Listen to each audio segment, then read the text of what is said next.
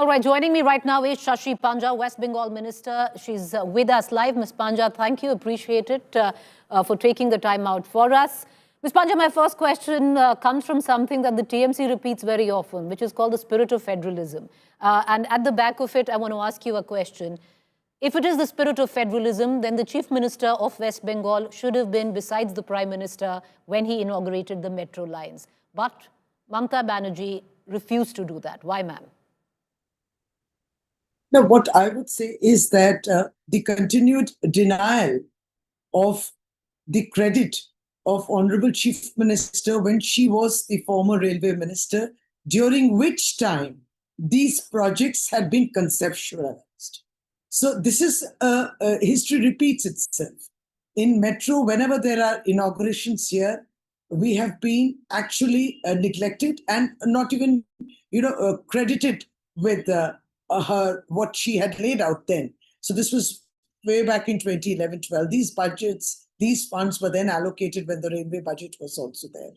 So this has been even in the past. The continued ignorance, to ignore our presence, to ignore our credit. So this has always been there. This is one. And we are facing flack from this BJP or the Prime Minister. Well, the Prime Minister, when you're in Bengal and otherwise too, you have never spoken. Today he was glorifying the language.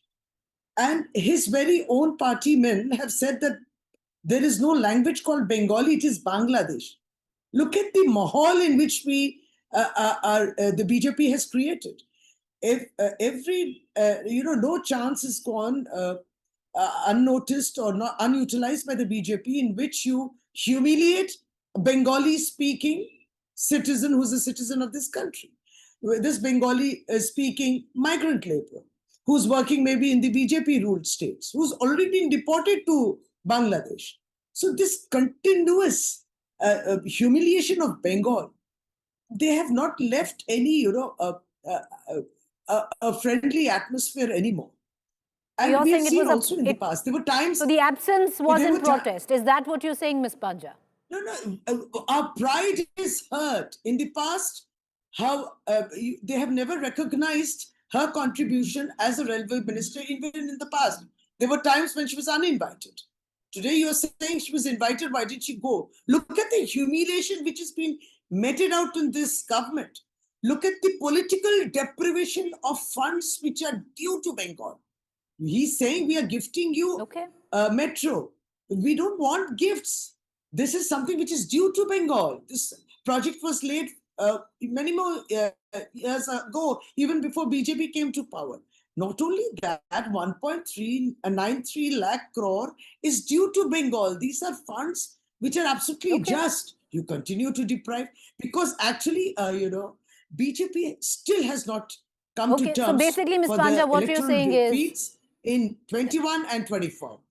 So the atmosphere is acerbic. It's gone down a line where there is absolutely no goodwill. So therefore, we saw the absence of the Chief Minister at this event. I want to touch on something, Ms. Panja, and help me understand that. I can't hear you fully because of network issues. Look at the narrative. Okay, can you hear me, ma'am? Can you hear me? Is that good? Yes, I couldn't hear you. Okay. Ms. Panja, I want to ask you, if you can hear me, I want to take you through a question which is derived from what the Prime Minister raised, the issue of infiltration, demography change in West Bengal. According to a recent report, Ms. Panja, which is as early as August this year, the West Bengal CEO's office has witnessed a sharp rise in the voter registration through Form 6 in border districts. North and South 24 Paraganas, Nadia, and minority-dominated areas of Malda and Murshidabad. The jump is as high as 9-folds, from around 100 assembly constituencies to nearly 900 a month. Now, ma'am, the larger question in this that can be raised is, doesn't the TMC think infiltration is a genuine concern in West Bengal? You see, first of all, let us make it very clear. Trinamool Congress does not win depending on so-called these votes of infiltrators and Rohingyas. This is a very wrong kind of narrative which is being set out. Second is, this is the colossal failure of the border security force, which is at the behest of the Union Home Ministry. It is not within our control to guard our borders. It was not even within the control of Jammu and Kashmir that they could guard the borders. It was BSF to prevent those terrorists who came into Pahalgam, killed the tourists, and went back also happily. So the borders are to be guarded by the Border Security Force and other armed forces, which comes under the Union Home Ministry. Why blame us? This is a colossal failure of the Border Security Force. They should look into it. We are not relying on infiltrators. We cannot identify them. Why can't they prevent them from infiltrating if they have identified them? And why put the blame on us? Why are you blaming us about the demographic mission and the changes? I mean, we are not allowing people to infiltrate. But Dr. Panja, the accusation, this is a continuous narrative. Right. But Dr. Panja, the accusation is that the TMC is in denial of the fact that there is a genuine problem. Now, if you go prima facie with the figures that the West Bengal CEO's office has, arrived at in just 3 months, and the jump in registration in Form 6 of new voters, would you not reckon it's worrying? Now, what I would say is, if these reports have come in, then they have the wherewithal to accept or reject those applications. But look at what happened with SIR and things like that. You went to Lok Sabha polls in 2024 with this list, and now you are saying it is full of infiltrators and Rohingyas, etc. Well, you took the votes then on such a faulty list. And that is why we are fighting. It just suits them. It is just as per their whims and fancies. So why don't you disqualify all those applications? What we are trying to say, don't put the blame on us. Look at the SIR huge ruckus that they have created.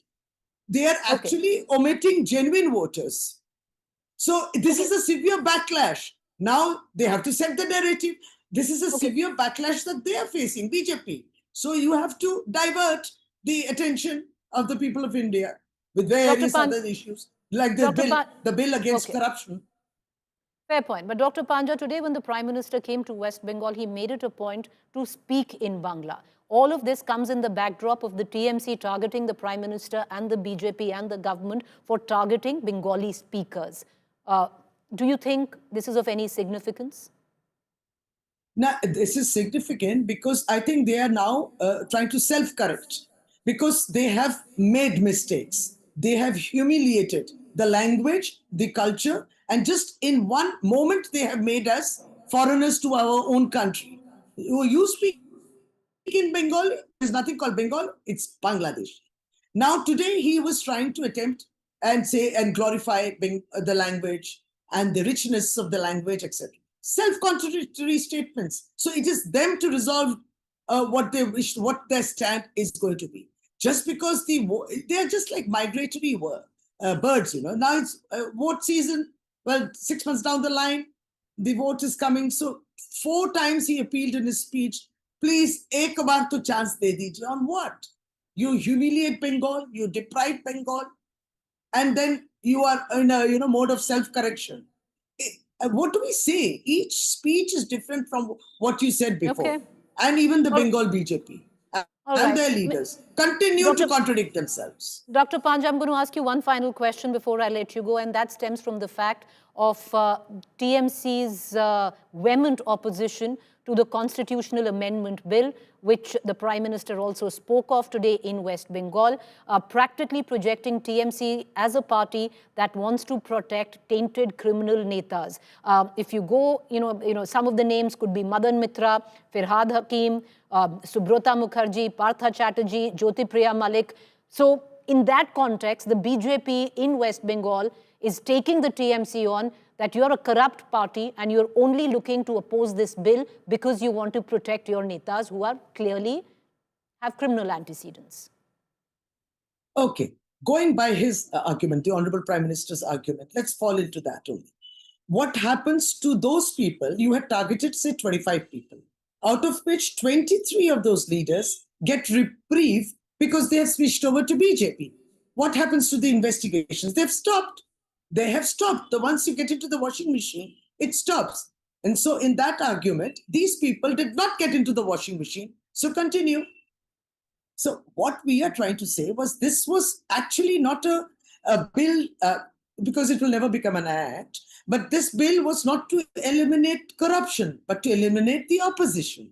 That's what we are saying. Otherwise, 23 of his ministers have serious cases. Ministers in the Modi ji's cabinet have serious cases against them. What have we done? Not 23, 28 of them face cases. Out of them, 16 are heinous crimes. So what has he done about it? I mean, if he's really very worried about the corruption angle. So basically, this is to scare you with CBI ED and then to have you switch over.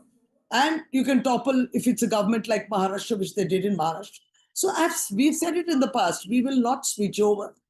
And we are not going to be intimidated by all these. And there will be no Maharashtra, Delhi model, nothing of that sort in Bengal.